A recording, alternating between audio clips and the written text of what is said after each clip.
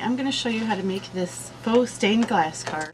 We're going to use StazOn ink. It's a solvent ink and it will stamp on surfaces that your normal inks will not stamp on, such as acetate, which is what we're going to stamp this on, and that's a clear window plastic. There are different grades of acetate. This one is actually heat embossable, so I could stamp an image and emboss it, but we just want the black outline, so we're going to stamp with our StazOn. Of course, you're going to need a stamp. So ink that up. Now the acetate is very slippery, so when you stamp this you just want to gently go down and pull right back up and you'll have your image. Give that just a minute or so to dry, and we're actually going to work from the opposite side from where we stamped. So we're going to work from the back side and we're going to color with our Glaze pens. So let's pick out a couple of colors here. See, to match our card we're going to need rose and pink and orange and green, and we'll use white for the centers. So now that this image has dried, I'm going to flip it over and I'm going to take my first Glaze pen. When I have a rollerball pen, I like to test it to see if it's working properly by pressing it on some scrap paper and just wiggling it around, and you'll be able to see whether or not that ink pulls out. If it pulls out, then it's working properly, and that's exactly what this one did. And when you're working with the Glaze pens, you just want to go slowly because you want the ink to flood the area that you're tracing into.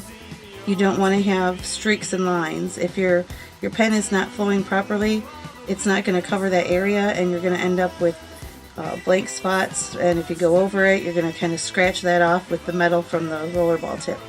So just a little slower than you might normally color.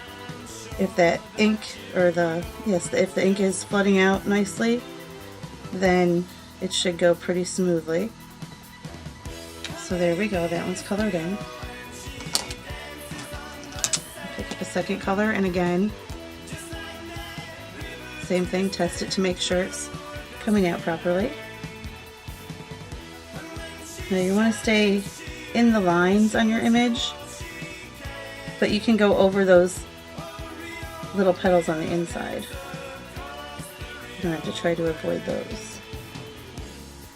And I like to color by outlining the area first and then filling it in. But you could color from the top to the bottom or whatnot. It's just important that it be coming out of there the right way.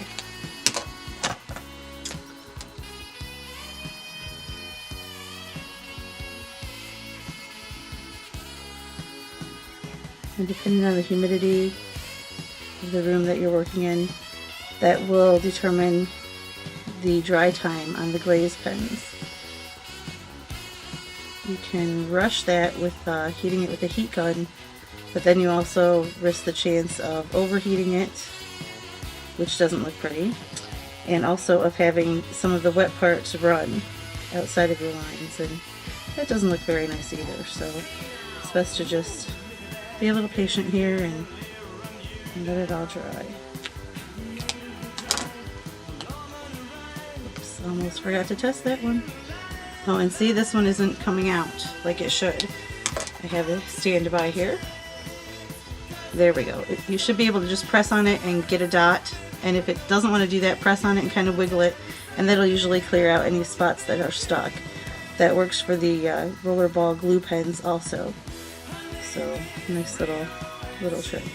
And I know the best way to keep them from getting unclogged is of course to use them, instead of letting them dry up in a drawer someplace, but also to try and wipe the tips off with the product once you're done with it.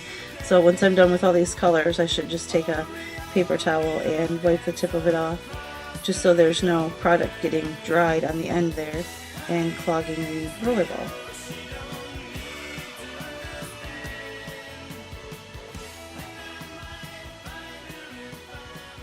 Now if you notice an area when it's drying that you need to go back in and touch up, wait until it's completely dry. Otherwise you can drag the metal rollerball through that area and kind of do more damage than good. Let's color in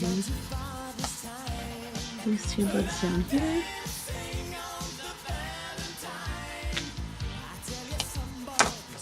And this time I think I'm going to do the center of the flowers in yellow.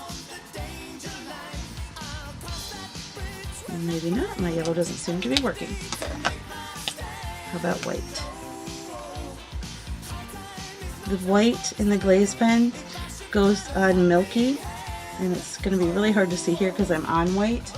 Let me get a colored piece of paper here. There, the white goes on milky, but it will dry to an opaque white. So just give that a couple of minutes to dry, and we're going to assemble the card. Okay, for the card we're going to use an A6 size card, and I'll have dimensions for this on the website. We're also going to use Basil bling paper, and I will list that number also. I die cut this one with the Ellison machine. It's an A6 oval format, so it fits on the A6 card with a little bit of a border around it, and I thought it would be a great window for our project. Okay, I'm going to use a corner punch. This is a corner squeeze punch by Fiskars, and I'm going to corner punch the oval matte frame. Whenever you're corner punching, if you can see through the punch, you want to line up the point of your paper to the point in the punch. It doesn't matter if your paper is sitting in correctly, you want those points to line up. Even if it feels like your paper might be off a bit, as long as those points are lining up, you're going to get it right in that corner. Because you can get your paper stuck where it seems like it's fit in there, but it isn't. When you go to punch it, your corner will be off.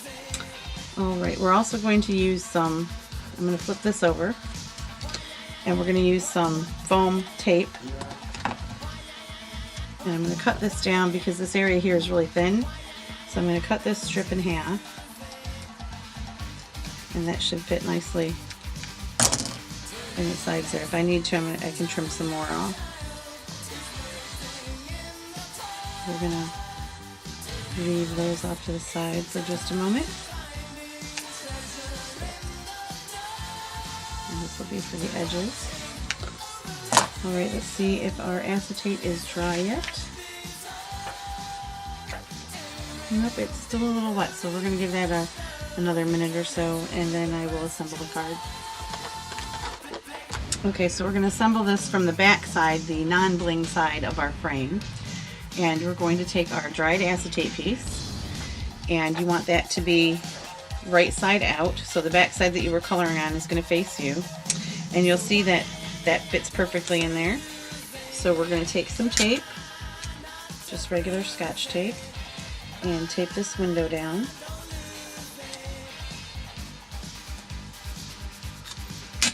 And then we're going to use some foam tape, or foam dots, whichever you got handy. And we're going to cut that in strips to go along the sides here. And then I'm going to just add some support here. So it's going to look like this when it's all ready. And I did double this up because this tape is pretty thin. There's not a whole lot of thickness to it, and I wanted that to stand up a little more than what that was showing. That's probably a 1/16, and I wanted it to be a 1/8 inch. So I'll take all these liners off here. Now the only other thing I have done to my card is I have stamped Happy Birthday in an orange ink in the corner there. And I did that while my frame was upside down here so I could make sure it would fit. And now I'm going to take this image and flip it over, set it on the card there, press it down firmly, and there we have our faux stained glass card.